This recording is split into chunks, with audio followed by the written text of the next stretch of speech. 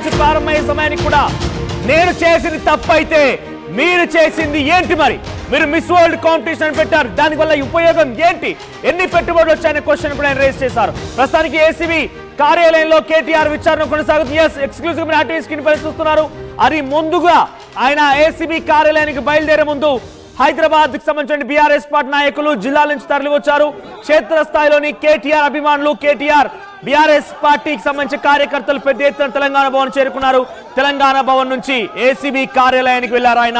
So ప్రస్తుతం ACB DG Vijay Kumar ఆయన్ని విచారిస్తున్నారు. దీంతో పాటుగా తరుణ్ జోషి ఆయన విచారిస్తున్నారు. అయితే అడ్వకేట్ రామచంద్రరావు సంబంధించి ఆ నేతృత్వంలోనే ఈ యొక్క విచారణ కొనసాగుతోంది. ప్రస్తుతానికి ఏసీబీ అధికారుల విచారణకు హాజరై సుమారుగా గంటకు పైగా కావస్తోంది. కేటీఆర్ విచారణ ఎదుర్కొంటున్నారు. మరి ఆయన ఏం క్వశ్చన్స్ వేస్తున్నారు, ఎటువంటి ఆందోళన వ్యక్తమవుతుందో చూడాల్సిన అవసరం అయితే ఉంది. చూడండి, ఒక్కసారిగా ఏసీబీ అధికారులు విచారిస్తున్న నేపథ్యంలో దాదాపుగా అరెస్ట్ ఖాయమైందని అనడానికి మరొక బెస్ట్ ఉదాహరణ, మరింతగా బలం చేకూరే అంశం. ఇప్పుడు చూడండి, తెలంగాణ భవన్ కి తాళాలు వేశారు. మరి తెలంగాణ భవన్ కి ఒక రాజకీయ పార్టీకి సంబంధించినటువంటి ఆ కార్యాలయానికి తాళాలు వేయడం పైన పెద్ద ఎత్తున ఆందోళన వ్యక్తమవుతోంది. ఇది కేటీఆర్ అరెస్ట్ కి మరింతగా బలాన్ని చేకూరుస్తుంది. ఒకటే కాదు, అక్కడ సమూహంగా ఉన్నటువంటి ప్రాంతాలని అన్నిటి కూడా తరలించేస్తున్నారు. అక్కడ సమీపంగా ఒక కేఫ్ ఉంటే ఆ కేఫ్ ని కూడా పూర్తిగా అందులో బీఆర్ఎస్ పార్టీ శ్రేణులు బయటికి పంపించేశారు. ఆ కేఫ్ కి కూడా తాళాలు వేశారు.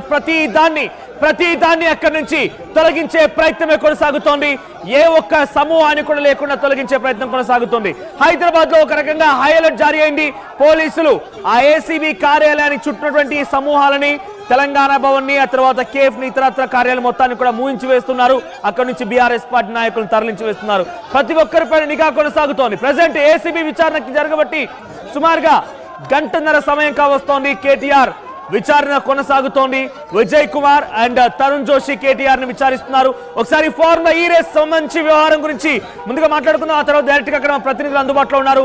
అక్కడి తాజా సమాచారం ఇచ్చే ప్రయత్నం చేస్తారు. సో ముందుగా అక్టోబర్ 2022-25వ తేదీన ఫార్ములా ఈ రేస్ సంబంధించిన formula E operations HMDA and ace next మధ్య ట్రై పార్టీ అగ్రిమెంట్ కుదిరింది. 4 సీజన్లు హైదరాబాద్ నిర్వహించాలి.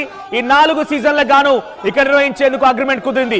సీజన్ 9 చాలా అట్టహాసంగా జరిగింది. బీఆర్ఎస్ పార్టీ ప్రభుత్వంలో పెద్ద ఎత్తున ట్యాంక్ బండ్ మొత్తాన్ని కూడా సుందరీకరణగా చేశారు. అక్కడ ఏర్పాటు జరిగాయి. సీజన్ 9 ఫిబ్రవరి 10-11-2023 తేదీన చాలా అట్టహాసంగా జరిగింది. ఆ తర్వాత వెంటనే మరో సీజన్ కి సంబంధించి నిధులు మరలించాల్సి ఉంది. అటు చెల్లింపులు కార్యక్రమాలు జరగాల్సి ఉంది. కానీ ఎఫ్ఈఓకి స్పాన్సర్షిప్ బాధ్యతలు ఇస్తున్నటువంటి ఏస్ నెక్స్ట్ అని కంపెనీ వెనుకడుగు వేసింది. నేను స్పాన్సర్షిప్ బాధ్యతల నుంచి వెనక్కి వెళ్ళిపోతున్నానని చెప్పింది. ఆ వెంటనే అక్కడికి ఆ బాధ్యతలు తీసుకోవడం కోసం హెచ్ఎండిఏ రంగంలో దిగింది. ఏకంగా హెచ్ఎండిఏ అటు ఆర్థిక శాఖ అనుమతులు లేకుండా, కేబినెట్ ఆమోద ముద్ర లేకుండా, ఎవరికి ఇన్ఫర్మేషన్ లేకుండా, ఆర్బీఐ గైడ్ లైన్స్ పాటించకుండా చాలా ఒక మౌఖిక ఆదేశాలతోనే సుమారుగా 55 కోట్ల రూపాయల్ని ఒక అక్టోబర్ 3, 2023న 22 కోట్లు, ఆ తర్వాత అక్టోబర్ 11, 2023న మరోసారి 23 కోట్లు. ఈ రకంగా 45 కోట్లు ప్లస్ 9 కోట్ల రూపాయల ట్యాక్స్ మొత్తం కలుపుకొని 55 కోట్లు సుమారుగా ఎఫ్ఈఓకి బదలాయించారు. దీనికి ఎటువంటి అనుమతులు లేవనేది ప్రధానంగా కాంగ్రెస్ పార్టీ ఆరోపణగా ఉంది. అయితే ఇక్కడ ఇంకొక ఇంట్రెస్టింగ్ విషయం, ట్రై పార్టీ అగ్రిమెంట్ లో ఉండగానే హెచ్ఎండిఏ ఎందుకు నిధులు మళ్లించింది? కేవలం మౌఖిక ఆదేశాల నేపథ్యంలోనే అప్పటి ప్రిన్సిపల్ సెక్రటరీ అరవింద్ కుమార్ ఈ నిధులు మరణించినట్టు తెలుస్తోంది. ఇప్పటికే అరవింద్ కుమార్ ని అటు బిఎల్ఎండిని కూడా విచారించారు. ఏసీబీ అధికారులు, ఈడీ అధికారులు కేటీఆర్ ని కూడా ఒకసారి విచారించారు. ఇది కేటీఆర్ విచారణ 2.0గా కనబడుతోంది. రెండవ ఫేజ్ విచారణ కొనసాగుతోంది. ప్రెజెంట్ అక్కడ హై టెన్షన్ నెలకొంది. ఈ రోజు ఎలాగైనా కూడా అరెస్ట్ చేసే అవకాశం ఉన్నట్టుగా పెద్ద ఎత్తున ఆందోళన వ్యక్తమవుతుంది. ఒకసారి అరెస్ట్ కు సంబంధించి ముందుగానే పసిగట్టిన కేటీఆర్ సంచలన వ్యాఖ్యలు చేస్తారు. ఒకసారి కేటీఆర్ ఏం మాట్లాడారో చూద్దాం. 30 సార్లు పిలిచిన విచారణకు సహకరిస్తాం. మా మీద కేసులు బనాయించి మమ్మల్ని ఇబ్బంది పెట్టి కమిషన్లు వేసి మమ్మల్ని ఏదో ఇబ్బంది పెట్టినంత మాత్రాన, వేధించినంత మాత్రాన ప్రజల తరపున ప్రశ్నించడం బంద్ చేస్తామనుకుంటే అది కాంగ్రెస్ ప్రభుత్వం యొక్క అవివేకం, అజ్ఞానం అవుతుంది తప్ప ఇంకోటి కానే కాదు.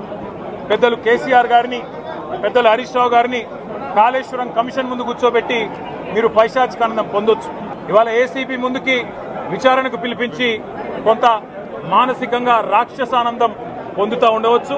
అవసరమైతే అరెస్ట్ కూడా చేస్తారు కావచ్చు. ఇవాళ ఏసీబీ ముందుకి విచారణకు పిలిపించి కొంత మానసికంగా రాక్షసానందం పొందుతూ ఉండవచ్చు, అవసరమైతే అరెస్ట్ కూడా చేస్తారు కావచ్చు. ఇవాళ ఏసీబీ ముందుకి విచారణకు పిలిపించి కొంత మానసికంగా రాక్షసానందం పొందుతూ ఉండవచ్చు, అవసరమైతే అరెస్ట్ కూడా చేస్తారు. విన్నారు కదా మాటల్లో కేటీఆర్ ఏమంటున్నారు, ముందస్తుగా అవసరమైతే అరెస్ట్ చేస్తారు కావచ్చు అనే మాటను కూడా కేటీఆర్ మాట్లాడారు.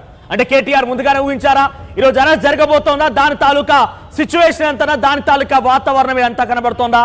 అయితే ప్రస్తుతానికి అక్కడ తెలంగాణ భవన్ ఆ కార్యాలయానికి పూర్తిగా తాళాలు వేయడం ఒక ఎత్తు, ఆ తర్వాత పక్కన కేఫ్లో కూడా బీఆర్ఎస్ పార్టీ శ్రేణులు మొత్తాన్ని కూడా తరలిస్తున్నారు. కొన్ని వందల సంఖ్యలో పోలీసులు అక్కడ మోహరించున్నారు. చూడండి మీరు ఆర్టీవీ స్క్రీన్ పైన చూస్తున్న ఈ విజువల్స్ అన్ని కూడా సమీపంలోని ఒక కేఫ్. చూడండి ఇక్కడ కేఫ్ నీలోఫర్, ఆ దాని ఉన్నటువంటి బీఆర్ఎస్ పార్టీ శ్రేణులు సాధారణ కస్టమర్ల మొత్తం కూడా అక్కడి నుంచి పంపించి వేసి ఆ కేఫ్ కి తాళాలు వేశారు పోలీసు అదుపులోకి తీసుకున్నారు కేఫ్ మొత్తాన్ని కూడా.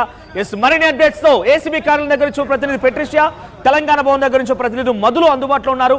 Yes Madhu, so present Telangana Bhavan దగ్గర సిచ్యువేషన్ ఏంటి? తెలంగాణ భవన్ దగ్గర ఎటువంటి ఆసక్తి రేపుతోంది? తెలంగాణ భవన్ కి తాళాలు వేసినట్టు తెలుస్తోంది. దానికి కారణం ఏంటి? పోలీసులు అరెస్టు తాలూకా ఇవన్నీ ఏర్పాట్లు జరుగుతున్నాయా, లేదంటే అక్కడ ఏం జరుగుతుంది? అసలు తాళాలు వేయడం గల కారణం ఏంటి? అంటే బీఆర్ఎస్ పార్టీ ఆఫీస్ దగ్గరికి పెద్ద ఎత్తున బీఆర్ఎస్ పార్టీ శ్రేణులు చేరుకున్నాయి. ఈరోజు కేటీఆర్ ఏసీబీ విచారణకు హాజరయ్యారు కాబట్టి దాంట్లో భాగంగా మద్దతుగా ఇక్కడికి వచ్చారు. మొత్తం సందడి వాతావరణం ఉంది. నందినగర్ నుంచి బీఆర్ఎస్ పార్టీ వరకు ఒకసారి పార్టీ ఆఫీస్ లోపల ఉన్నటువంటి సిచ్యువేషన్ ఇది. పెద్ద ఎత్తున వివిధ ప్రాంతాల నుంచి వచ్చినటువంటి కార్యకర్తలు రీచ్ అయ్యారు. మద్దతుగా పోలీసులు బారికేడ్స్ పెట్టారు, రోప్ పార్టీని పెట్టారు. ఇక్కడ ఉన్న వాళ్ళని బయటికి కొద్దిసేపటి వరకు వెళ్ళనివ్వలేదు. ఇప్పుడు కాస్త ఆందోళన చేయడంతో వీళ్ళంతా పోలీసులు కాస్త రిలీఫ్ ఇచ్చారు. అంటే గేట్ ఓపెన్ చేశారు, బారికేడ్స్ కూడా పక్కకు పెట్టినటువంటి పరిస్థితి. ఇది బీఆర్ఎస్ పార్టీ దగ్గర స్లోగన్స్ చేస్తూ ఉన్నారు వచ్చినటువంటి వాళ్ళంతా కూడా. బయట ఉన్నటువంటి సిచ్యువేషన్ ఇది. వివిధ ప్రాంతాల నుంచి, వివిధ జిల్లాల నుంచి, నియోజకవర్గాల నుంచి వచ్చారు. పెద్ద ఎత్తున భారీగా ట్రాఫిక్ జామ్ అయింది. ఏరియా అంతా కూడా బీఆర్ఎస్ పార్టీ శ్రేణులు రావడంతో ఈరోజు కేటీఆర్ అరెస్ట్ ఉండే అవకాశం ఉంది అని జరుగుతూ ఉంది. కాబట్టి ఆ అంశానికి సంబంధించినటువంటి దాంట్లోనే కాస్త ఆందోళనతో బీఆర్ఎస్ పార్టీ క్యాడర్ ఇక్కడికి రీచ్ అయినటువంటి సిచ్యువేషన్ ఉంది. చూస్తూ ఉన్నాం విజువల్స్లో. కొద్దిసేపటి దాకా బయటికి వెళ్ళనివ్వకపోవడంతో కాస్త ఆందోళన వ్యక్తం కావడంతో పోలీసులు వదిలేసినటువంటి పరిస్థితి. కొద్దిసేపు గేట్లు ఓపెన్ చేశారు, బార్కెట్స్ క్లియర్ చేసినటువంటి పరిస్థితి. ఇది బయట బీఆర్ఎస్ పార్టీ ఆఫీస్ దగ్గర ఉన్నటువంటి క్యాంటీన్ దగ్గర ఉన్నటువంటి సిచ్యువేషన్. గతంలో మొన్న కూడా 2-3 సార్లు కేటీఆర్ హాజరైనప్పటికీ ఇంత పెద్ద ఎత్తున శ్రేణులు హాజరు కాలేదు. ఫస్ట్ టైం పెద్ద ఎత్తున వచ్చారు వీళ్ళంతా కూడా. వెంటనే పక్కనే ఉన్నటువంటి నీలోఫర్ కేఫ్ని క్లోజ్ చేశారు, కొన్ని షాప్స్ అన్ని క్లోజ్ చేశారు. పక్కనే కమాండ్ కంట్రోల్ ఉండడము, తర్వాత బీఆర్ఎస్ పార్టీ ఏసీబీ ఆఫీస్ కూడా పక్కనే ఉండడంతో ఏమైనా ఆందోళన వ్యక్తమయ్యే అవకాశం ఉంది. ముఖ్యమంత్రి కూడా ఆల్రెడీ రివ్యూ చేస్తూ ఉన్నారు, మంత్రులతో ఆయన భేటీ ఉన్నారు. కొద్దిసేపట్లో ఆల్రెడీ రివ్యూ జరుగుతుంది, మంత్రులతో కూడా భేటీ కానున్నారు. కొన్ని కీలకమైన అంశాలపైన నిర్ణయం తీసుకొని ఉంది ఈరోజు రాష్ట్ర కేబినెట్. కాబట్టి వీటన్నిటి నేపథ్యంలో ఆందోళన